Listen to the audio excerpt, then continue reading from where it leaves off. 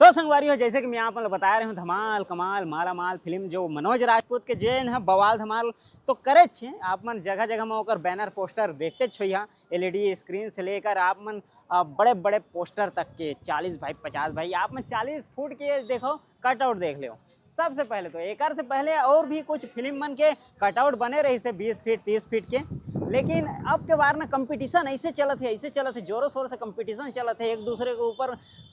तू शेर तो मैं तेरा सवा शेर ऐसे करके, तो वैसने अब मनोज राजपूत है ऐसे ठान ले कि 40 फुट के कटआउट दिखा दीस। और लोगन में जैसे जेल प्रकार से बोलत रहे थे कि प्रमोशन नहीं हुए, फिल्म के प्रमोशन नहीं हुए, तो भैया मनोज राजपूत बता दीस कि फिल्म के प्रमोशन कैसे करना है और कैसे होते।